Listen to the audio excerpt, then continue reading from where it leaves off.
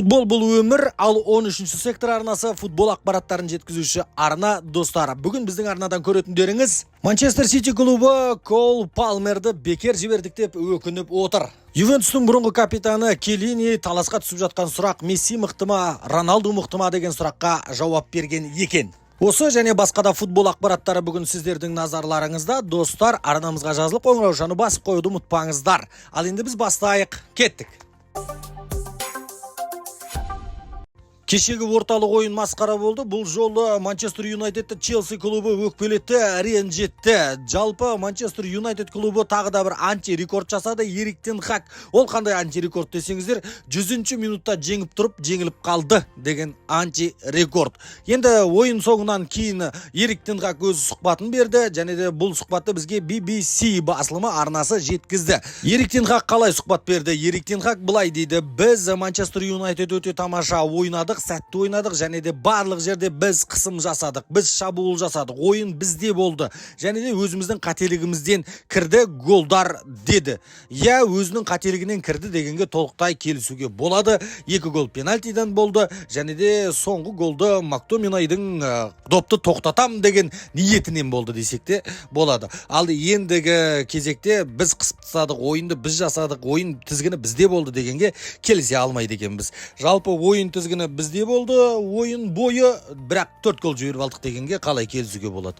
Мен өзім түсінбедім. Және де жалпы Эрик тен Хаг ешқашан ойыншыларын жамандамайды. Манчестер Юнайтед жеңсе, біздің ойыншылар жақсы ойнады, жеңіске лайықты болды, біздің ойыншылар деген керемет дейді. Жеңіліп қалса да Манчестер Юнайтедтің ойыншылары тамаша, мен деген керемет риза болдым бұл ойынға, енді сәттілік жетіспеді, ойын бізде болды деген осы сұхбаттан басқа сұхбат бере алмайтын сияқты Эрик тен Хаг қаншама рет байқадық. Ал енді кеше Кол Палмер Манчестер Юнайтедтің тас талқанын шығарды десек те болады. Кол Палмер бағаланбай қалған Манчестер Ситидің ойыншысы десек те болады. Және де Кол Палмер жақын арада дәрежесі өседі. Жаңа келісім шарт жасасады Челси клубы.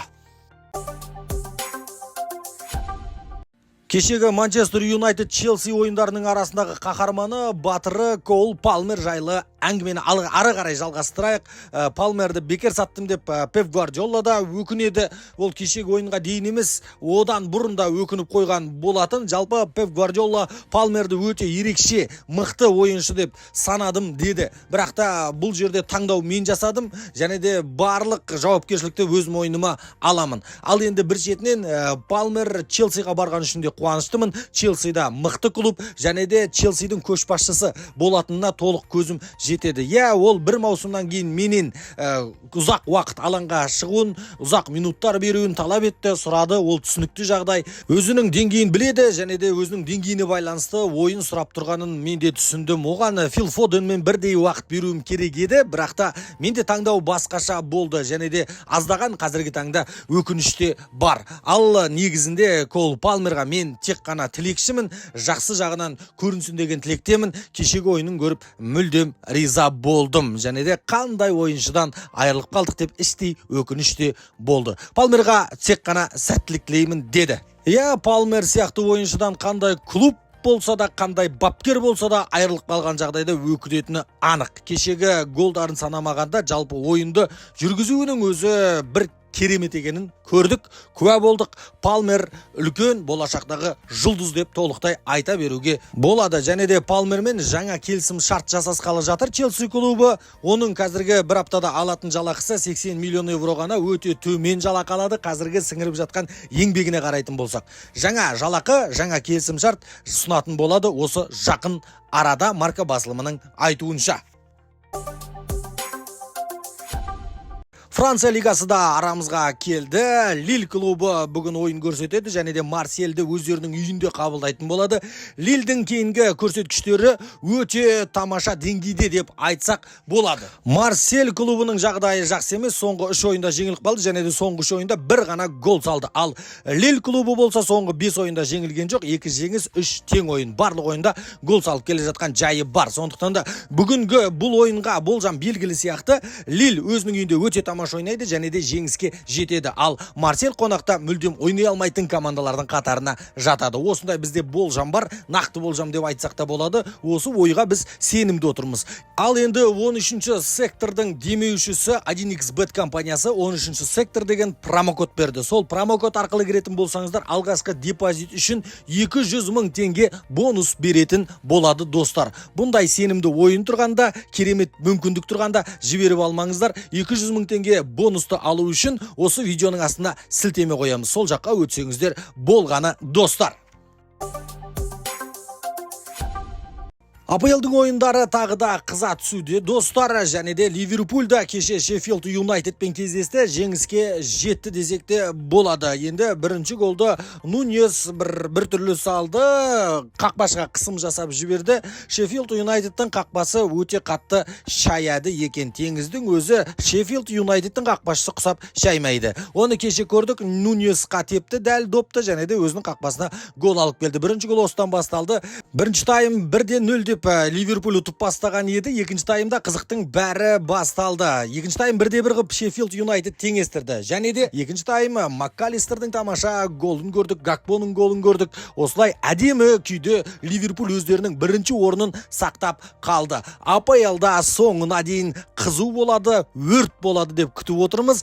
Қайсы бірінші берілер екен. Үшеуінде де қиын ойындар әлі күтіп тұр. Арсеналда да, Манчестер Ситида да, Ливерпульда да. Және де Манчестер Сити мен Ливерпульда жарақат алып жатқан ойыншылар көп. Арсеналда ол жағынан екі клубқа қарағанда жақсы. Арсеналдың жағдайы Сити мен Ливерпульға қарағанда. Енді соңына дейін көретін боламыз. Қазір бүкіл әлемге АПЛ ғана өте қызық болып тұр. АПЛ осысымен өте қызық. АПЛ ең үздік лига деп бекер айтылмайды достар. Тағы да бір сұхбат шықты. Жақында бұрынғы Ювентустың капитаны Джорджо Келлини өзімен бірге ойнаған командаластардың ішінде ең мықты екі ойыншыны атады. Мен өзім бір жама ойыншылармен ойнадым. Солардың ішінде ең мықтыларын айтқым келеді. Біріншісі ол әрине Буфон. Джанлуиджи Буфон. Буфон ише. Мен ол ең үздік қақпашы деп санаймын, және де үздік ойыншы деп санаймын, үздік капитан деп санаймын. Буфон ең мықты ойыншы менімен бірге ойын өткізгендердің ішінде. Екіншісі Криштиану Роналду деді. Криштиану Роналду өте мықты, еңбекқор, талант, машина деді. Осы екеуіне мен өте керемет тоқталғым келеді. Осы екеуін мойындаймын деді Келлини. Ал енді тілші сұхбат алып отырған тағы да бір сұрақты қойып жерді. Барлық жерде таласқа туып жататын сұрақ. Джорджо Келлинидің да ойын білгісі келді. Әлемде ең үздік футболшы Лионель Месси ма, немесе Криштиану Роналду ма деген сұрақты қойды. Ал Келлини болса, бұл сұраққа ешкімде жауап бере алмайтын шығар. Және де есі дұрыс футболды жақсы көретін адам екеуін бөліп жармайды. Мессидің өзіндік мықтылығы бар, Криштиану Роналдудың өзіндік мықтылығы бар. Екеуінің тарихына қарайтын болсаңыздар, екеуінен үздік ойыншы жоқ меніңше. Және де екеуін бөліп жаруға болмайды. Мен қарсылас болып ойнаған осы екі ойыншы маған ең қиын болғаны Криштиану Роналду мен Лионель Месси. Сондықтан да мен екеуін де аңыз ретінде сыйлаймын, екеуін де аңыз ретінде бірдей қойғым келеді. Ал енді Криштиану Роналдумен мен бір командада ойнағандықтан Криштиану Роналдумен жақынмын. Сондықтан да Криштиану Роналдуны мен ерекше мойындаймын. Ал енді өз екеуінің тарихына қарайтын болсаңыздар, екеуі де үздік деді Келлини. Сіздердің ойларыңыз қалай? Өз ойларыңызды жаза отырыңыздар достар. Бүгінге осы 13-ші сектор арнасына жазылып қоңыраушаны басып қоюды да ұмытпаңыздар. Бізбен бірге болыңыздар. Біз сіздер үшін жиі футбол ақпараттарын шығаратын арнамыз.